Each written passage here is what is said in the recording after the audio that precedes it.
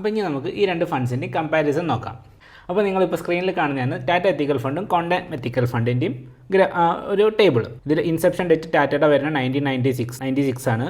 അതുപോലെ ക്വാണ്ടം എത്തിക്കൽ ഫണ്ടിൻ്റെ വരുന്നത് 2024 ആണ്. പിന്നെ AUM വരുന്നത് 3500 സംതിങ് ക്രോർസ് ആണ് ടാറ്റയിലും, ക്വാണ്ടത്തിൽ 3 ക്രോർസിൻ്റെ അടുത്ത്. പിന്നെ അതിൻ്റെ ലേറ്റസ്റ്റ് NAV വാല്യൂ പറയുന്നത് 383 റുപ്പീസാണ് ടാറ്റയ്ക്കും, ക്വാണ്ടം എത്തിക്കൽ ഫണ്ട് 9.97.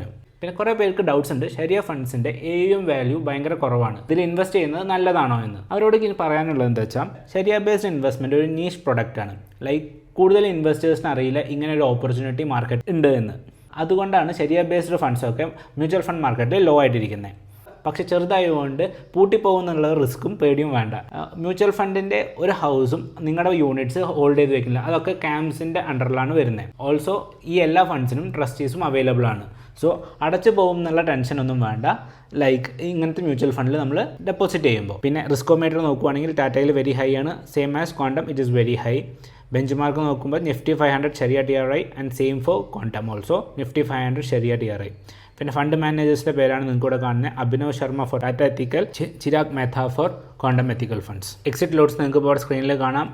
ടാറ്റ എത്തിക്കൽ ഫണ്ടിന് 0.5% ആണ് ബിഫോർ 90 ഡേയ്സ്. അതുപോലെ തന്നെ ക്വാണ്ടം എത്തിക്കൽ ഫണ്ട്സിൻ്റെ നിങ്ങൾക്ക് അതിൽ കാണാൻ പറ്റും. നിങ്ങൾക്ക് ആരെങ്കിലും ഇൻവെസ്റ്റ്മെൻറ്റ് റിലേറ്റഡ് ആയിട്ട് വല്ല ഗൈഡൻസോ ക്വറീസോ ഒക്കെ ഉണ്ടെങ്കിൽ നിങ്ങൾക്ക് ഞങ്ങളെ കോൺടാക്ട് ചെയ്യാം. ഇപ്പോൾ സ്ക്രീനിൽ കാണുന്ന നമ്പറിൽ നിങ്ങൾക്ക് ഞങ്ങളെ കോൺടാക്ട് ചെയ്യാം. ഓൾസോ ഡിസ്ക്രിപ്ഷനിൽ വാട്സപ്പ് ലിങ്ക് കിടപ്പുണ്ട്, ആ വഴി നിങ്ങൾക്ക് ഞങ്ങളോട് ചാറ്റ് ചെയ്തിട്ടും നിങ്ങളുടെ ക്വറീസ് ചോദിക്കാം.